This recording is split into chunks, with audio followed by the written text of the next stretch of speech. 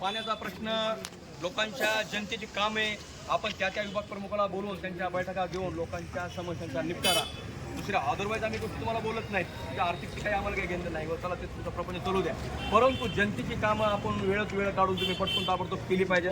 त्याच्या विभाग प्रमुखाला देऊ ना. सगळ्यात महत्त्वाचं तुम्ही अमृत योजनेचे कनेक्शन दिलेत आहे, तर ते कनेक्शन देऊन किती वर्ष तुम्ही लोकांकडून सक्तीची पाणीपट्टी घरपट्टी वसूल करता. त्यांना PTR साठी तुम्ही थांबवता. माझ्याकडे अनेक तक्रारी आलेल्या आहेत. तर तुम्ही PTR साठी त्यांना थांबवता, मग तुम्ही लोकांना पाणी का देत नाही? पाण्यासाठी आज इथे येऊन आम्हाला भांडावं लागते.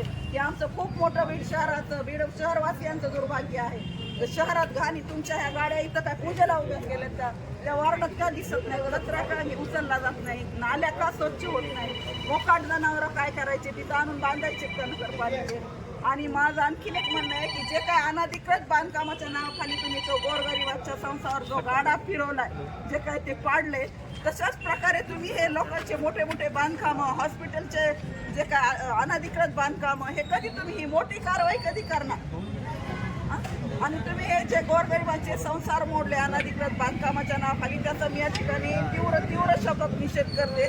माझी अपेक्षा आहे की तुम्ही हे मोठे मोठे बांधकामं, अनधिकृत दवाखाने खरंही पाडावे, त्याच्यावर गाडा फिरवा, ही आमची तुमच्याकडून खूप मोठी अपेक्षा आहे.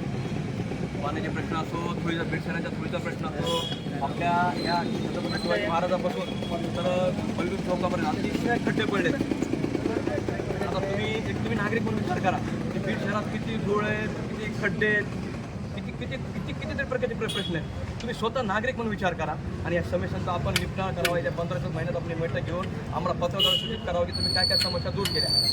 आणि आवाज तो वाढत चाललं बीड, ज्याच्यावरही आपल्या नगरपालिका अंकुश नाही, काही नाही. तिथं तुमचे काय आपण कर वृक्षत्र घेतो, आपण सगळ्या प्रकारचे कर घेतो, शारीरिक कर घेतो. झाडंही नाही, झाडाला पाणी नाही, त्याची दुरुस्त, त्याची अवस्था नाही, रोड नाहीत. आपण जातीपूर्वक आपल्या नगरपालिकेच्या आपण प्रशासन जरी असला आणि आपल्यावर जरी नगरपालिका अध्यक्ष जरी नसला तर तुम्हीच या पालिकेच्या सध्या तरी मालक आहात, नगराध्यक्ष आहात आणि शिव आहात. तुम्ही एक नागरिकाच्या आणि तळमळीने हे प्रश्न लवकरात लवकर सोडावा अशी आम्ही आपला अपेक्षा करतो. हा जोड आपला विनंती करतो. अन्यथा मनसेच्या तुम्हाला तीव्र रोषाला सामोरे जावं लागेल. आम्ही शहरांना तुम्हाला लवकरात लवकर पाणी द्यावं लागेल, नाही तर दूषित पाणी आम्ही अंधारे मॅडमला आणून पाजू आणि मोकाट जनावरे कॅबिनमध्ये सोडू आणि त्याला जबाबदार तुमचं हे भ्रष्ट प्रशासन असेल. हो बोला.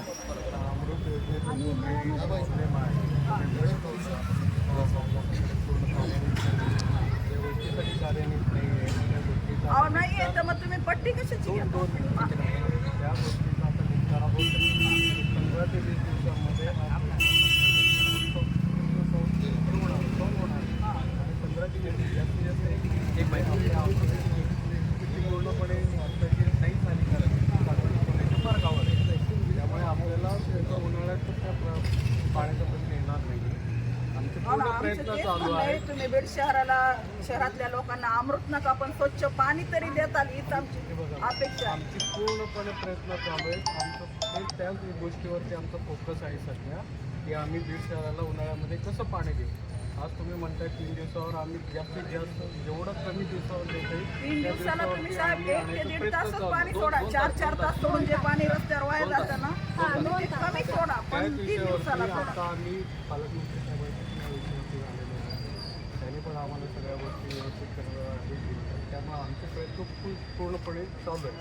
आताही आम्ही MDPच्या अधिकाऱ्यांना वगैरे बैठकीला बोलावलेलं आहे. त्यांनाही जे काही उर्वरित कामं राहिले तेही पूर्ण करायचे आम्ही विनंती केलेली आहे. पालकमंत्र्यांनी त्यांना आदेश देण्यात आलेले आहेत. त्यामुळे ते काम या एका महिन्याभरामध्ये होती आणि आपल्याला पाणी कमीत कमी दिवसामध्ये चालते साहेब, तुम्ही पाणी बिडकरांना देताल ही आम्ही अपेक्षा ठेवतो, तुमच्यावर विश्वास ठेवतो. परत आम्हाला बिडकरांना तुमच्या नावाने बोंबलण्याची वेळ तुम्ही आणणार नाही. लाईटचा प्रश्न आहे बरं का, फक्त येत नाही. लाईटचा प्रश्न आहे. लाईटचा प्रश्न आवरून उभा आहे. कारण की दिवसेंदिवस वातावरण इतकं दूषित होत चाललं की महिला भगिनी आणि कार्यकारी मुली आणि कॉलेजच्या मुलींचा प्रश्न आव करून उभा आहे. रात्री आपलं त्यांना ट्युशनला जावं लागतं, महिलांना मुलींना घेण्याजाण्याचं जावं लागतं, शाळेसाठी जावं लागतं. की लाईटीचे आपण ताबडतोब याच्या चौकात आणि आता बीड शहर जे वाढले आहेत त्याच्या चौकात ट्युशन पशे, मंदिरांपशे, मस्जिद पशे, आता रमजान येऊ घातलेला आहे. रमजाननी माझ्या मुस्लिम बांधवाचा रमजान सण आहे. त्याच्यासाठी पिण्याचं पाणी आपण शहराची स्वच्छता, लाईटची व्यवस्था आपण त्यांना करून देण्यात यावी ही आम्ही आपणास विनंती करत आहोत. आणि रस्ते मोकळे ठेवावेत की रहदारीला आता रमजानच्या महिन्यामध्ये जो काही आता प्रौढ रस्त्यावर येईल त्याच्यासाठी रस्ता सुटसुटीत असावा. माझ्या व्यापारी बांधवांना व्यवस्थित जागा करून त्यांना जागा त्यांच्या मोजून मापून त्यांना जागा द्यावे, त्यांना क्रायटेरिया करून घ्यावा. तो कुठंही हिंदू मुस्लिम सगळ्या समाज बांधवाचा सलो करावा. घेऊ ना तुमचं काय विषय लाईटचा? रस्त्यावरची धूळ एक मोठा विषय आहे. नगर परिषदेमध्ये ते मशीन ठेवलेली आहे, त्याचा वापर होत नाही.